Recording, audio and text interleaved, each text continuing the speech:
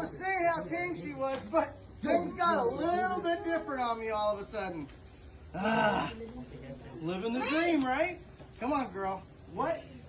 So this snake is literally a teddy bear, but she has them eggs, and in her mind, she's decided that I'm not such a good guy all of a sudden, because I'm gonna steal her snakes like I do every year since she was young. Come on, girl. Now, that being said, the good news is we have lots of babies from her, and she's done really well because we take the eggs away. So, ooh, man, I just didn't think she was going to give me any problem, and she is completely a handful. Come on, come on, come on, come on. And I can't just manhandle the snake weight-wise. I have to, like, get her to be calm, cool, and collect, because she literally is a 200-pound snake. And with those eggs in this box, like I was saying, 250 pounds. Come on. So the other part that you guys have to stand back. So the other part that's a little bit interesting is if she's so heavy, if this box is so big, if she starts to come off the side, the box will want to roll. So I have to like a few moving targets on this deal. So Tim's off to the side, ready to grab the front of the box to make sure it doesn't roll over.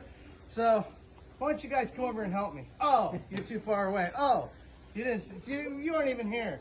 Or are you? Oh, so this is a partially infertile egg and a fertile egg all in one. Whoa. So come on, girl. Come on, why are you acting grumpy? You're never grumpy. Come on, come on, come on, come on, come on. Shh. I'm gonna have to coach her down because I need her to spend some of that energy she wants to get me, because I don't want her to spend it on my arm. And I don't want her to throw the eggs around. So it's kind of a catch-22. But at the end of the day, even that one egg right there, because it's half fertile, half infertile, flies will be all over it. There'll be maggots. The whole thing will die. Every single baby would die in this clutch, almost guaranteed. And so that's one of the reasons why they lay so many eggs, is because the fertility problems and things that can happen. See, there's another egg that's a half fertile, half infertile. So that all that has to do is start rotting, and boom, the whole clutch rots. The eggs get all covered with flies and maggots, and that draws wild animals if they were in the wild.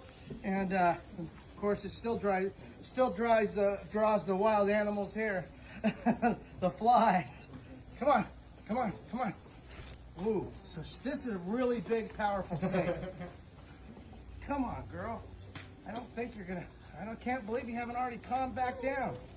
So she can literally lock my hand down in there against the box because she has so much power against the other edge of the box. Come on, girl. No exaggeration. This is snake, when I have kids over, I can pull out. But because of those eggs, she is a protective mom. Come on, come on. So man, the eggs are really stuck together the way they're supposed to be. Yeah, I need you guys have to stand back, because this is not a joke. So we got a few people, the zoo's open again. Come on. Am I gonna get smoked? Come on, come on, come on, come on, come on, girl. So I gotta get her to use some of that energy to get out of this box, but she's not gonna wanna do that. Like I said, she is big, really big. Oh man, this could go all wrong. Oh, starting to go wrong right now. So now I got to figure out which the way the egg was, because we don't want to roll them around. Remember I was telling you about the weird eggs? So I can smell that there's not a good egg down there already. So this would have been all bad. Come on, girl. Come on, girl. Come on, girl. This is where it gets a little crazy. This is such a big snake. Whoa. See, look at that egg. That egg's literally just a problem waiting to happen if it was real life.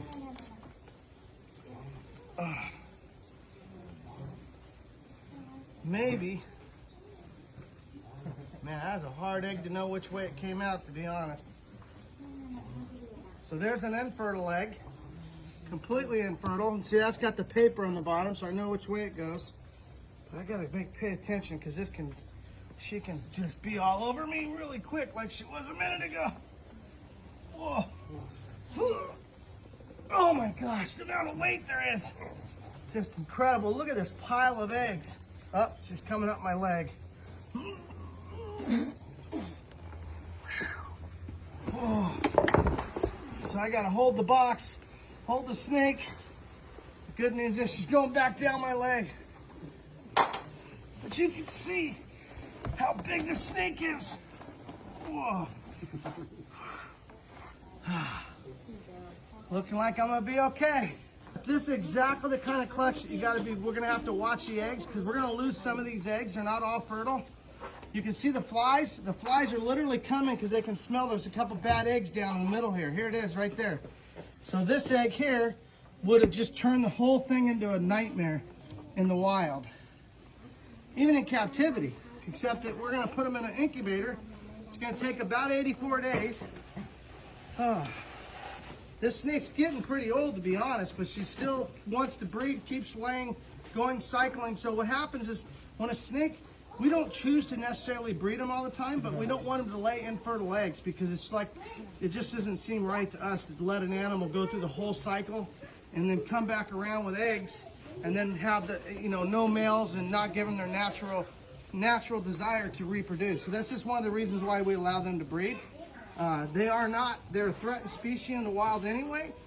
They're actually what you call Appendix 2, which is a form of protection. You can't take one from one country to another country without paperwork. Okay. So it takes a while. So people ask, oh, these get sold out of the country. They do get sold in other countries. Some go, I just shipping some to a zoo out of the country. So it's just all different kinds of things. But the biggest thing is it takes a lot of time, a lot of effort to do the paperwork. But we do it because we want the animals to get in the proper places. And we want them to be, not people not wanting to take them out of the wild when they can get them in captivity. And besides, they do better when they're from captivity because they're somewhat acclimated, just like a dog or a cat, or, they're domesticated to some degree. So if you went and your dog had babies and somebody that he only sees once in a while, you went to go take the puppies, it'd probably not turn out too well for you. So don't try that at home either. So let's get these eggs over there and we're gonna find out how many eggs we got. Boom, there it is. I don't count the infertile eggs, even though she had to count them as they went out. So we got 2, 4, 6, 8, 10, 12, 14, 16, 18, 20, 22, 24, 26, 28. 30, 32, 34, 36, 38, 40, 42, 44, 46, 48, 52, 54, 56, 57 eggs. If we're lucky, we'll get about 45 to hatch because this clutch has a little bit of kind of variety to it. Keep living the dream. Hope you guys are having fun. And guess what? We got a bunch of cool stuff going on this week. So hopefully you're going to see some really cool videos. Drop a comment down below if you know exactly what kind of videos you'd like to see in the future. We'll make it happen. And meanwhile, me and Tim are going to get these in the incubator, and 84 days from now, you'll see some cool babies. Let's hope so, right? Take care, guys.